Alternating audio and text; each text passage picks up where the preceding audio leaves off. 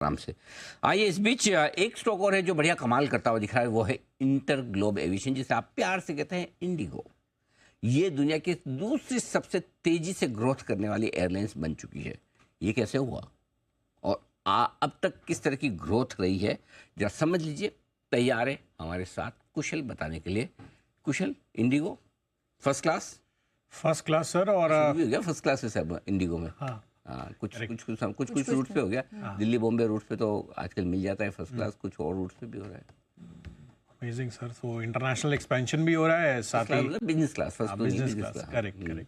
सो business class है और साथ ही अंतर्राष्ट्रीय एक्सपेंशन हो रही है और लगातार कंपनी जो है अपनी कैपेसिटी एक्सपैंड कर रही है। तो सीट कैपेसिटी के लिहाज से अगर आप देखेंगे तो 2024 में दुनिया की दूसरी फास्टेस्ट ग्रोइंग एयरलाइंस बनती हुई दिख रही है। इसके जो पहले पायदान पर है वो है कतर एयरवेज, जिन्होंने 2024 में करीबन 10.4% की ग्रोथ दिखाई है और उसके जस्ट थोड़ा सा पीछे मार्जिनली 10.1% की ग्रोथ 2024 में ही यहाँ पर ये आती हुई नजर आ रही है इंडिगो के लिए। तो क्लियरली यहाँ पर जो बड़े रूप में कैपेसिटी एडिशंस हो रहे हैं उसको आगे आने वाले समय में बड़े रूप में इनको फायदा भी होता हुआ दिखेगा, क्योंकि भारत में जिस तरह से एयर ट्रैवल ग्रो कर रहा है, आगे चलकर अगर और फर्दर डिमांड बढ़ती है या फिर कोई दूसरी एयरलाइन जो है प्रॉब्लम्स में आती है या कंसर्न्स उसके लिए बढ़ते हैं, तो क्लियरली इंडिगो की जो बढ़ी हुई कैपेसिटी है उससे उनको बड़े रूप में फायदा भी होता हुआ दिख सकता है, जहां तक रेवेन्यू रियलाइजेशन का सवाल है।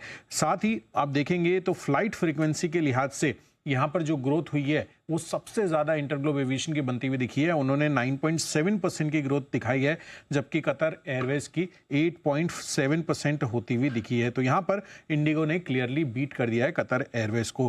भारत में जो बड़े एयरपोर्ट्स हैं उसमें भी अगर आप देखेंगे तो जो सिटिंग कैपेसिटी है उसमें हिस्सेदारी इनकी कितनी है वो मैं आपको बता दूं। इंडिगो की दिल्ली में 40%, मुंबई में 43% और हैदराबाद और चेन्नई में 60% से ज़्यादा कि यहाँ पर ओवरऑल वहाँ से जो भी उड़ानें भरी जाती है सिटिंग कैपेसिटी के लिहाज से इंडिगो यहाँ पर लीड करती हुई दिख रही है। तो ये तो क्लियर है कि जो बड़ा कैपेसिटी एडिशंस कंपनी करती हुई दिख रही है उससे आगे आने वाले समय में इनको बड़े फायदे मिल सकते हैं और सिटी भी जो है मानकर चल रहे हैं पॉजिटिव व्यू अपना इंटरग्लोब एविएशन पर। खरीदारी की राय बरकरार रखते हुए लक्ष्य 5,200 रुपए के देते हुए दिख रहे हैं। बिल्कुल 5,200 का लक्ष्य सिटी की तरफ से पॉजिटिव कमेंट्री भी निकल कर आ रही है। हालांकि आज स्टॉक नीचे है, 2% की गिरावट यहाँ पर देखने को मिल रही है, लेकिन दुनिया में तेजी से बढ़ती हुई एयरलाइन की सूची में इनका नाम सामने